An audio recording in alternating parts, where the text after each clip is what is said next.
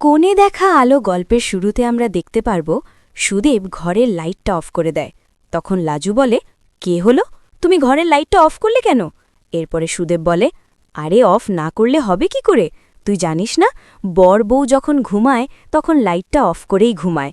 এরপর সুদেব একটা প্রদীপ জ্বালিয়ে নিয়ে আসে আর লাজুর মুখের কাছে প্রদীপটা ধরে আর বলে, তোকে কি সুন্দর লাগছে রে লাজু, আজ তো তোর দিক থেকে চোখ সরানো যাচ্ছে না।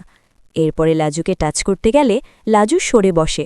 সুদেব তখন বলে, এই কি রে, তুই আবার এরকম ব্যবহার করছিস কেন? লাজু, তোর কি লজ্জা লাগছে আমাকে দেখে?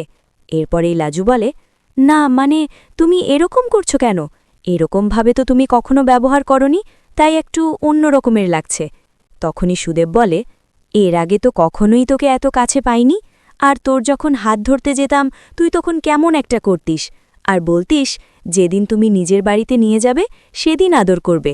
তো আজ তো আমি তোকে আমার বাড়িতেই নিয়ে এসেছি, আর আজ কেউ নেই আশেপাশে, আজ এখানে রয়েছিস শুধু তুই আর আমি, তাহলে এত অসুবিধা কিসের? কিন্তু লাজুর এসব কথা শুনতে একদমই ভালো লাগে না। তখনই লাজু বলে, অনেকটা রাত হয়েছে, তুমি এখন ঘুমিয়ে পড়ো। তখন সুদেব বলে, এ কি রে লাজু, আরে আজকে আমাদের ফুল সজ্জে, আজকে কি ঘুম আসবে নাকি চোখে? আজকে আমি ঘুমাবো না, আজ তোর সাথে অনেক গল্প করব আর তোকে অনেক আদর করব। তা শোনার পর লাজু বলে, এই তুমি চুপ করো, সমস্ত আওভাও কথা বলো না, এসব শুনতে আমার একদমই ভালো লাগছে না। সুদেব তখন বলে, ভালো লাগছে না কেন রে লাজু, ভালো লাগছে না কেন, কি হয়েছে আমাকে একটু খুলে বল না, তাহলেই তো হয়। লাজু তখন বলে, দেখো আমার ভালো লাগছে না তাই তো আমি বলে দিলাম, তা তুমি কেন আমাকে জোর করছো? আমাদের এখন অনেক অনেক কাজ বাকি, তোমাকে নিজের পায়ে দাঁড়াতে হবে, আমাকেও তো নিজের পায়ে দাঁড়াতে হবে, আমাদের দুজনকে নিজের পায়ে দাঁড়িয়ে সংসারের হাল ধরতে হবে।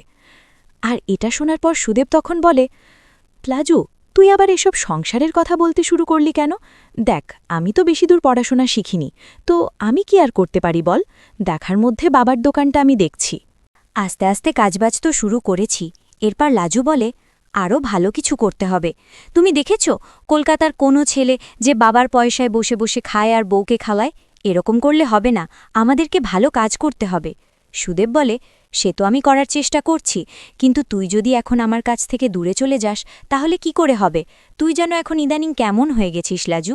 এরপর লাজু বলে, তুমি তো দেখছই যে আমার পড়াশুনোটা এখনও রয়েছে, পড়াশুনোটা তো আমাকে শেষ করতে হবে, ভালো কিছু একটা করতে হবে, এই সংসারে বাবা মায়ের পাশে দাঁড়াতে হবে, তাই না? সুদেব বলে, সে তো ঠিকই।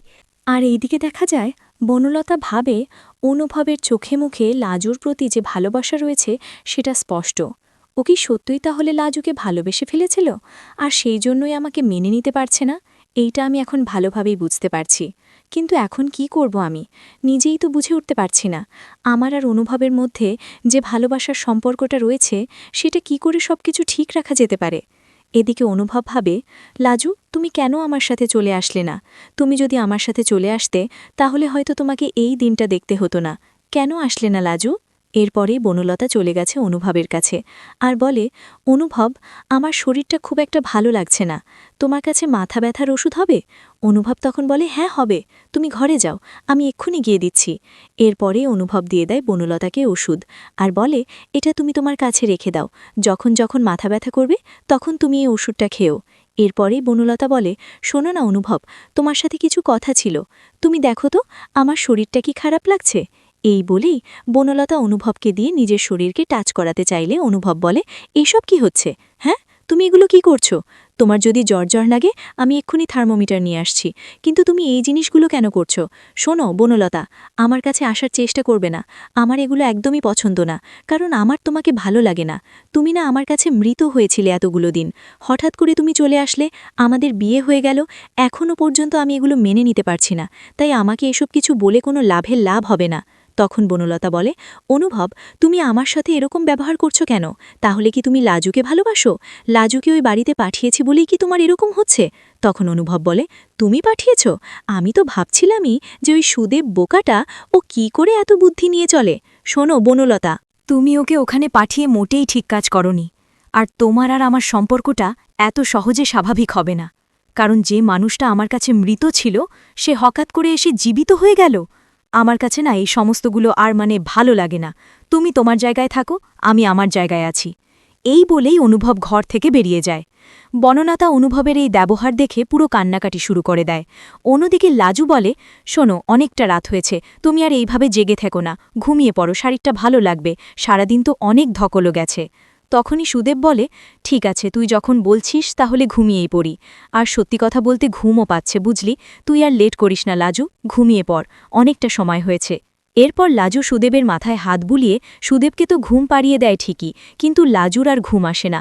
লাজু তখন ভাবে কি করবে, কিভাবে সবটা ম্যানেজ করবে। এর মধ্যেই সুদেবের কথাই ভাবতে থাকে লাজু, যে আমি তো এটাই চেয়েছিলাম, ওর বাড়িতে এসে সংসার করতে। তবে আজ যখন এত ঝড়ঝাপটা পেরিয়ে সেই দিনটা অবশেষে এলো, কিন্তু আমার যে এত কষ্ট হচ্ছে সেটা বলে বোঝাতে পারবো না। সব হিসাবটাই যেন কেমন মিলছে না, বারবার মনে হচ্ছে কোথাও একটা গণ্ডগোল হচ্ছে, কিন্তু কি সেই গণ্ডগোল। অন্যদিকে অনুভবও ছটফট করতে থাকে। অনুভব স্বপ্ন দেখে যে সুদেব লাজুর সমস্ত বই খাতা পুড়িয়ে ফেলেছে, লাজুকে আর পড়তে দেবে না বলেছে। স্বপ্নটা দেখার পর অনুভব চেঁচামেচি করে উঠে পড়ে ঘুম থেকে, বুঝতে পারে সেটা একটা স্বপ্ন ছিল। এদিকে লাজু সকাল সকাল ঘুম থেকে উঠে উনুন ধরিয়েছে। সুদেব দেখে বলে, কিরে লাজু, তুই এখানে আবার উনুন ধরিয়েছিস কেন?